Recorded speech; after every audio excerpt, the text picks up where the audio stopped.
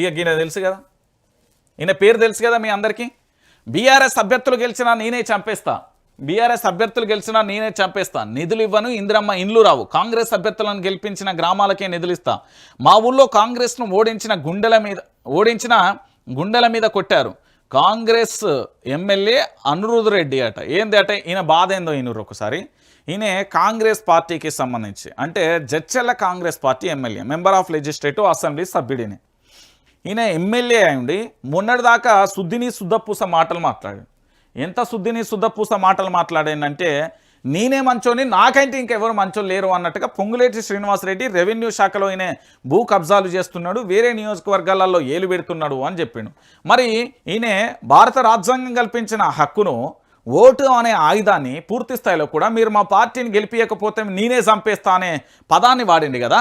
ఈ తెలంగాణ రాష్ట్రంలో ఉన్న యూనిఫామ్ వేసుకుంటున్నామన్న ప్రతి పోలీస్ ఆఫీసర్ ఈయన మీద ఎఫ్ఐఆర్ నమోదు చేయరు. మాలాంటి ప్రశ్నించే గొంతుకల మీద కాదయ్యా, మేమేదో సామాన్యమైన పేద మధ్యతరగతి కుటుంబాలకు సంబంధించిన రైతు బిడ్డలం. అంటే బలిసినోడికి ఒక న్యాయం, పేదోడికి ఒక న్యాయం అనేది ఇక్కడ అర్థమైపోతుంది.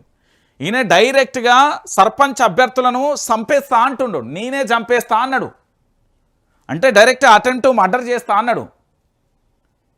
మరి ఏ సెక్షన్ల కింద కేసులు నమోదు చేసి నన్ను అరెస్ట్ చేస్తారు? అంత దమ్ము ధైర్యం ఉందా?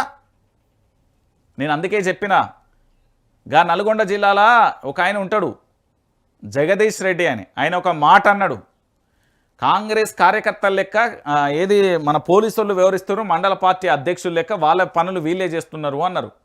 అదే మాట కనుక మేము అని ఉంటే మీకు నోటీసులు జారీ చేస్తాయి, పలానా పోలీస్ స్టేషన్ నుండి పలానా వ్యక్తి కంప్లైంట్ చేసిండు, పలానా వాళ్ళు చేసిళ్ళు, చేయరి మీ మీద నిజంగా ఈయన మీద ఎఫ్ఐఆర్ నమోదు చేయరి. మీ ఇక్కడ ప్రజాస్వామ్యం ఉంది, ఇక్కడ రాజ్యాంగం ప్రకారమే నడుస్తుందంటే చేయరి. నేను చెప్తా ఏంటిది ఏం కథ అనేది చెప్పే ప్రయత్నం చేస్తా. తెలంగాణ రాష్ట్ర వ్యాప్తంగా పూర్తి స్థాయిలో కూడా ఇక్కడి వరకు జరుగుతున్న పరిణామాలు మీరు అందరూ కూడా ఆలోచించాలి. ఒక ఎమ్మెల్యే కాంగ్రెస్ అభ్యర్థి కాంగ్రెస్ పార్టీకి సంబంధించిన సర్పంచ్ అభ్యర్థులకు సంబంధించి పూర్తి స్థాయిలో కూడా ఈయన చంపేస్తా అన్నాడు. మరి రాష్ట్ర ముఖ్యమంత్రి ఏమైనా చర్యలు తీసుకుంటారా? ఎన్నికల అధికారులు ఏమైనా చర్యలు తీసుకుంటారా? పోలీస్ డిపార్ట్మెంట్ ఏమైనా చర్యలు తీసుకుంటుందా? కంప్లైంట్ చేసేటాల్లో ఏదో షుగర్ ఫ్యాక్టరీ ఉన్నట్టు పోయి కంప్లైంట్ చేసిన వాళ్ళు ఏమైనా కంప్లైంట్లు చేస్తారా ఈయన మీద?